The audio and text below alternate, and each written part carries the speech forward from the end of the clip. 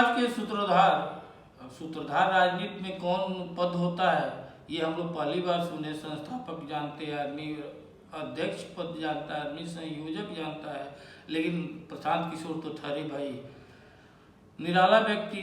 वे सूत्रधार शब्द अपने आप को जोड़े। अब सूत्रधार मतलब क्या होता है वो वही बता सकते हैं, उसका व्याख्या वही कर सकते हैं। एक आम राजनीतिक करने वाला तो नहीं समझ सकता है। नॉमिनेशन के दिन सिर्फ बांकीपुर ही नहीं, पूरे पटना, बिहार, यहाँ तक कि उत्तर प्रदेश, बंगाल और दिल्ली से लोग आया था। अगर नहीं आया था तो जहाँ से वो चुनाव लड़ रहे थे, बांकीपुर विधानसभा से, ही लोग नहीं था। मुश्किल से 1000 अगर कह दिया जाए तो ये बहुत ज़्यादा हो जाएगा। निश्चय ही मायावी तो हैं, किस तरह से अफवाह फैलाने का मास्टरमाइंड है, और वो उसमें वो सक्सेस रहते हैं हर बार। जैसे पिछला बार चुनाव में आप याद कीजिए, 24 में 2 अक्टूबर को स्थापना जब ये कर रहे थे वही वेटनरी कॉलेज में, और उपचुनाव होने वाला था, तो कहे कि 25 का क्यों इंतजार करें, हम 24 में ही निपटारा कर दे रहे हैं इन लोगों को। एनडीए को 24 में ही निपटारा कर देते उपचुनाव में। क्या हर सुबह एक जगह के छोड़ के सब जगह का जमानत जब्त हो गया उनका। उसी तरह से गांधी मैदान का रैली देख लीजिए, या जितने वो कार्यक्रम किए हैं उस सबका परिणाम आप देख लीजिए। क्या कारण था कि आप प्रशांत किशोर जी, जहां आपका होम विधानसभा था करगहर, वहां से आप नहीं लड़े, क्योंकि आप जान रहे थे कि वहां की जनता आपको जमानत जब्त करा देगी।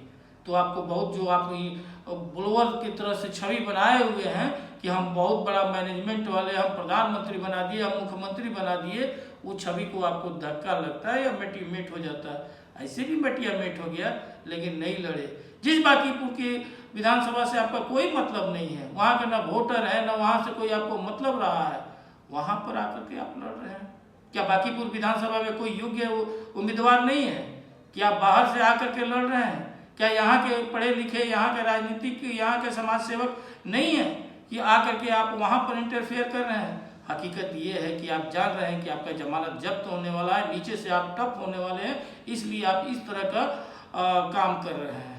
आप जितना मीडिया के माध्यम से या अपने चरण चुंबकों के माध्यम से अफवाह फैला लीजिए, लेकिन बांकीपुर की जनता जानती है कि आप जैसे फरेब आदमी का, जलसाज आदमी का बांकीपुर की जनता कभी भी बर्दाश्त नहीं करेगी। और आने वाला 3 अगस्त को आपको हमेशा के लिए आपका पार्टी और आप दोनों बिहार से विलय कर जाइएगा, दोनों पलायन कर जाइएगा, क्योंकि जो शराब चालू करने वाले को बांकीपुर की जनता कभी नहीं कर देगी। 20-20 रुपया लेकर के गोल्डन कार्ड बनाने के नाम पर करोड़ों रुपया का घोटाला करने वाले को बांकीपुर की जनता बर्दाश्त नहीं करेगी। जो 2100 रुपया लेकर के नॉमिनेशन कराने वाले को और उसके बाद धोखा देने वाले को बर्दाश्त नहीं करेगी।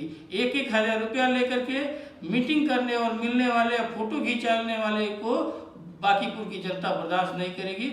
इसलिए पूरे बिहार इंतजार कर रहा है कि आप जैसे जो राजनीति की माठग है वो 3 अगस्त को आपका विदाई के लिए